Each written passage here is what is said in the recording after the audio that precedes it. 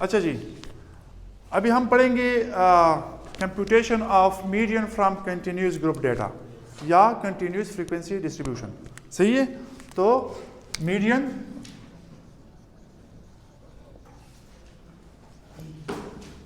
From continuous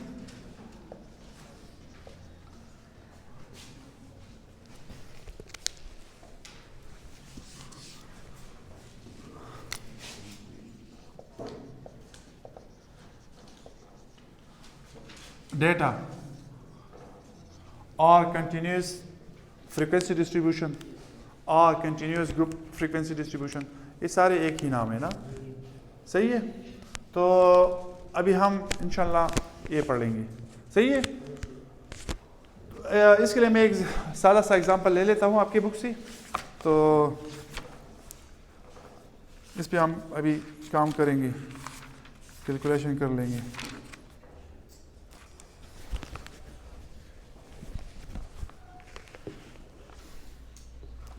अच्छा, ये wages का डेटा है और ये क्लासेस कौन कौन सी है? ये है 20 से 29,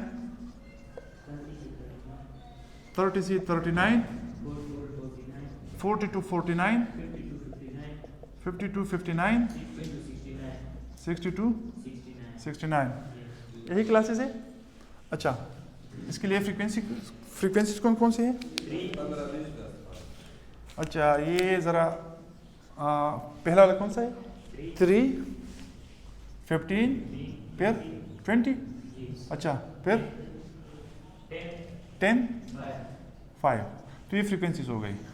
सही है, ज़रा मैं रिपीटिशन करता हूँ, ये तो ऑलरेडी मैंने आपको बता भी दिया है, लेकिन चलो आज फिर से आपको बताता हूँ। ये कंटिन्यूस क्लास है। सही है, जब हम किसी क्लास को इस तरह लिख देते हैं कि इस पॉइंट से लेकर इस पॉइंट तक, इस नंबर से लेकर इस नंबर तक। सही है, इसमें सारे ऑब्जर्वेशंस आते हैं। फिर 20 से लेकर 29 तक जितनी भी ऑब्जर्वेशंस हैं डेटा सेट में ना, तो फिर इस क्लास में आते हैं। सही है, इसी हम क्लास कहते हैं। इस तरह ये जो 30 से 39 है, ये भी एक क्लास है, और 40 से 49 जो है ना, ये भी एक क्लास है। सही है, तो ये सारे हमारी क्या हो गई? क्लासेस हो गई। सही है, और ये फ्रीक्वेंसीज है। सही, अच्छा, तो मैंने आपको पहले भी बता दिया था कि 20 to 29 और इसकी फ्रीक्वेंसी 3 है। इसका क्या मतलब है? इसका मतलब ये है कि इस डेटा सेट में 20 से लेकर 29 तक 3 ऑब्जर्वेशंस थी। अभी जो कौन कौन सी थी हमें पता नहीं है, लेकिन ये हमें पता है कि तादाद में वो 3 थी। सही है, इस तरह 30 से लेकर 39 तक इस डेटा सेट में कितनी ऑब्जर्वेशंस थी? वो 15 थी। अभी कौन कौन सी थी हमें पता नहीं है, लेकिन तादाद उसका पता है, वो है 15, और इस तरह 49। सही है, अच्छा, जब हम मीडियन निकाल लेते हैं ना, तो मीडियन हम इधर इंटरपोलेशन, एक लफ्ज़ है इंटरपोलेशन, हम करवाते हैं। सही है, और इंटरपोलेशन के लिए हमें हमारे पास मीडियन के फार्मूला में ना इन लिमिट्स का यूज़ होता है। अभी आप ज़रा कंफ्यूज हो जाएंगे कि सर क्या कह रहे हैं। मैं आपको जब उधर तक पहुंच जाऊँ तो फिर से आपको बताऊंगा, लेकिन अभी भी मैं कह रहा हूँ ना, और अगर ये ज़रा कॉम्प्लिकेटेड लगती है आपको ना, तो फिर ये समझो कि जब हम मीडियन फाइंड करते हैं ना, तो हमने इन क्लासेस को देखना है। अगर इन क्लासेस में कंटिन्यूटी थी तो फिर बात हो गई, अगर कंटिन्यूटी नहीं थी तो फिर हमने कंटिन्यूस बनाना है। वो मैं क्या बता रहा हूँ आपको मैं ये बता रहा हूँ कि अगर आपको याद है, वो हम एक किस्म की क्लासेस को क्या कहते थे? Class limits. और दूसरे किस्म को क्या कहते थे? Class boundaries. तो हमने देखना है, अगर क्लास लिमिट्स है तो हमने क्लास बाउंड्रीज में कन्वर्ट करना है, और अगर ऑलरेडी क्लास बाउंड्रीज है तो फिर हमने कुछ नहीं करना है, फिर हमने आगे कैलकुलेशन करना है। सही है, तो अभी ये क्लास लिमिट्स है, क्योंकि अगर आपको याद है तो मैंने आपको बता भी दिया था कि क्लास लिमिट्स कौन से होते हैं कि प्रीसीडिंग क्लास का अपर लिमिट और सक्सीडिंग क्लास का लोअर लिमिट एक जैसा होगा, एक ही नंबर होगा। तो फिर अगर एक नंबर है तो वो क्लास बाउंड्रीज है, अगर नहीं है तो फिर क्लास लिमिट्स है। तो अभी ये क्लास लिमिट्स है, क्योंकि प्रीवियस क्लास का अपर लिमिट और करंट क्लास का या सक्सीडिंग क्लास का लोअर लिमिट एक नंबर नहीं है। इसमें कंटिन्यूटी नहीं है, इसमें गैप है, 29 और 30 के बीच एक नंबर का गैप है। तो अभी हमने क्या करना है, अभी हमने इसकी क्लास बाउंड्रीज बनानी है, सही है। तो क्लास बाउंड्रीज बनाने के लिए अगर आपको याद है तो मैंने आपको बता भी दिया था तरीका, लेकिन चलो मैं आपको अभी फिर से बता रहा हूं। क्लास बाउंड्रीज के लिए हमने क्या करना है, हमने इस लिमिट से सक्सीडिंग क्लास के लोअर लिमिट से हमने प्रीसीडिंग क्लास का अपर लिमिट सब्ट्रैक्ट करना है। समझ आई बात? हमने क्या करना है, ए साइड पे मैं जरा करता हूं इधर, इसके लिए हमने क्या करना है, ये 30 से हमने सब्ट्रैक्ट करना है 29, सही है। अभी जो भी रिजल्ट आ गया इस केस में अगर इसको हम सब्ट्रैक्ट करें तो 1 आता है, सही है। अभी इस 1 को हमने 2 हिस्सों में डिवाइड करना है, सही है। तो अगर हम इसी 1 को 2 से डिवाइड कर देते हैं ना, तो ये हमें क्या देगा, 0.5 देगा, सही है। अभी इस नंबर के साथ हमने क्या करना है वो मैं आपको जरा बता देता हूं। इस नंबर को, इस 0.5 को हमने क्या करना है, हमने हर क्लास की लोअर लिमिट से सब्ट्रैक्ट करना है और अपर लिमिट के साथ ऐड करना है, बस ये याद रखना है, सही है। तो अगर हम इससे 0.5 सब्ट्रैक्ट करते हैं इससे, तो ये हो जाएगा 19.5, और अगर इसके साथ ऐड करते हैं तो ये होगा 29.5। सिमिलरली अगर 30 से सब्ट्रैक्ट करते हैं तो ये हो जाएगा 29.5, और अगर 39 के साथ ऐड करते हैं तो ये हो जाएगा 39.5, फिर ये हो जाएगा 39.5, सही है, और ये हो जाएगा 49.5, सही है। अच्छा, फिर ये क्या हो जाएगा 49.5 और ये होगा 59.5, सही है। 59.5 और 69.5, सही है। बस ये नया स्टेप था। डिस्क्रीट केस से ये स्टेप, एक स्टेप जो है ना ये डिफरेंट था, सही है। तो ये अगर अभी आप देख लेते हैं ना, तो लुक एट 29.5 इधर भी है, 29.5 इधर भी है, कोई गैप नहीं है। प्रीवियस क्लास का अपर लिमिट और सक्सीडिंग क्लास का लोअर लिमिट एक ही नंबर बन गया। देयर इज एग्जैक्ट मैच, ठीक है, समझ आ गई बात। There is exact match between the upper limit of the previous class and the lower limit of the current class और द सक्सीडिंग क्लास, सही है। तो ये हमारे पास हो गई क्लास बाउंड्रीज। ये स्टेप जो था, ये जो हमने किया था डिस्क्रीट डेटा वाला मीडियन, जिधर हमने डिस्क्रीट डेटा से मीडियन कैलकुलेट किया था, तो इससे ये स्टेप ज़रा डिफरेंट है, सही है। फिर जो अगला स्टेप है ना, ये वो डिस्क्रीट ग्रुप फ्रीक्वेंसी वाला केस के साथ बिल्कुल एग्जैक्टली द सेम है। क्या है वो, क्यूमुलेटिव फ्रीक्वेंसी इधर भी हमने फाइंड करनी है, सही है।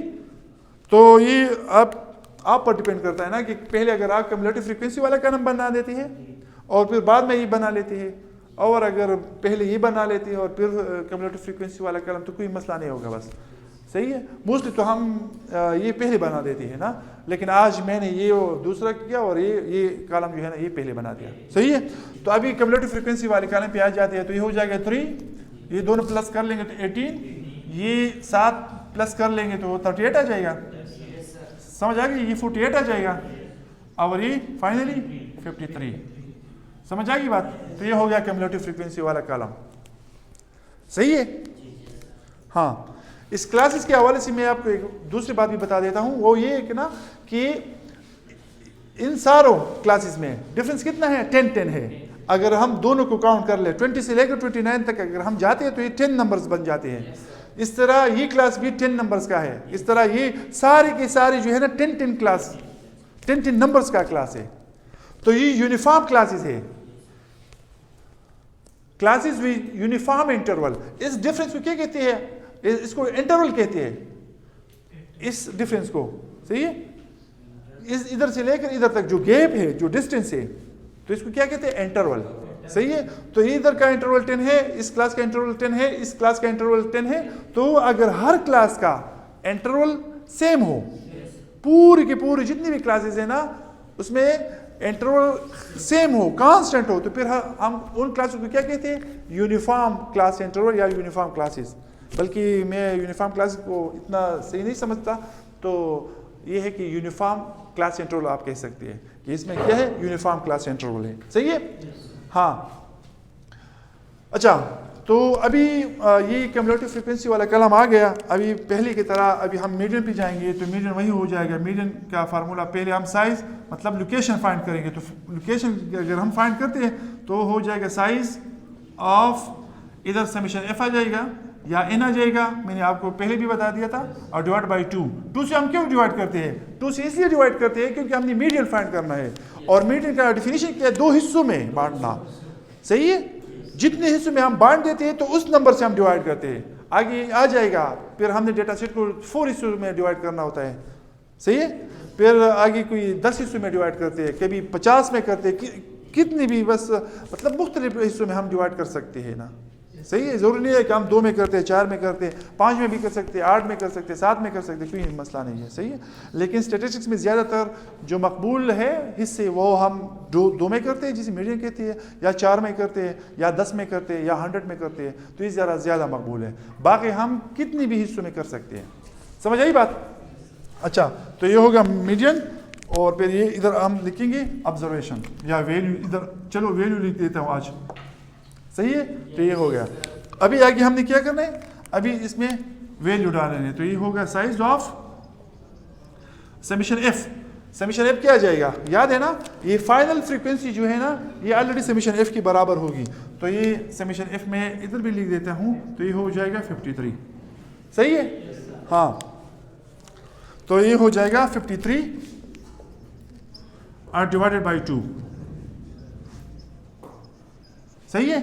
तो अभी ज़रा मैं कर देता हूँ। तो अगर मैं इसको अभी डिवाइड कर देता हूँ ना, तो ये आ जाएगा साइज ऑफ, अगर 53 को मैं 2 से डिवाइड कर लूँ तो ये देगा 26.5।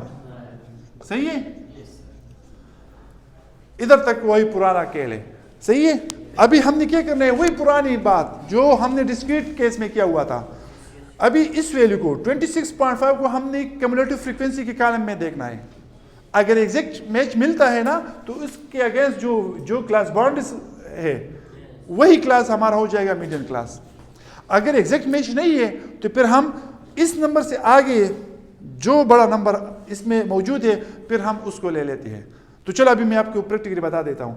26.5 इधर 3 है, 18 है, 26.5 एग्जैक्ट नहीं है।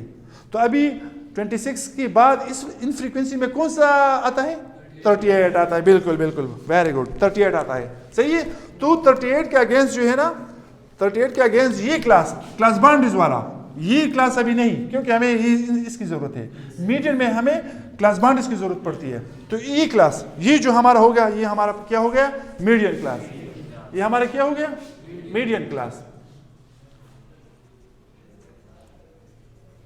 तो ये हो गया 39.5 टू 49.5। समझ आई बात? अच्छा, अभी एक फार्मूला याद करना है बस। अगर ये फार्मूला आप लोगों ने याद किया ना, तो बस ये बहुत जगह पे काम आ जाएगा। जरा मॉडिफाई होगा फिर, लेकिन काम आ जाएगा। ये याद रखना है बस। मीडियन, अभी इसको हम इंटरपोलेशन कहते हैं, क्योंकि मीडियन सिंगल नंबर होता है, और ये सिंगल नंबर नहीं है ना। ये क्लास मैंने लिया, इसमें तो 10, इसमें तो इंटरवल 10 का है, लेकिन इसमें इन्फिनिट नंबर्स आते हैं।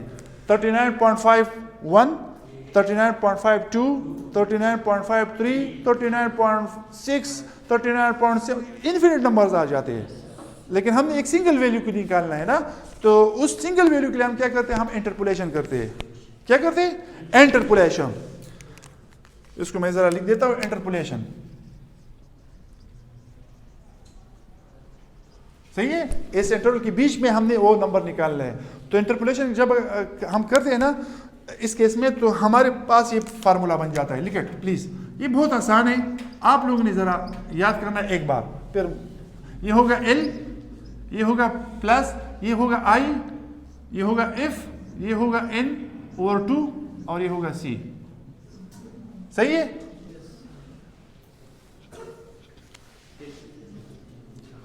बल्कि इसके साथ मैं F भी लिख देता हूं।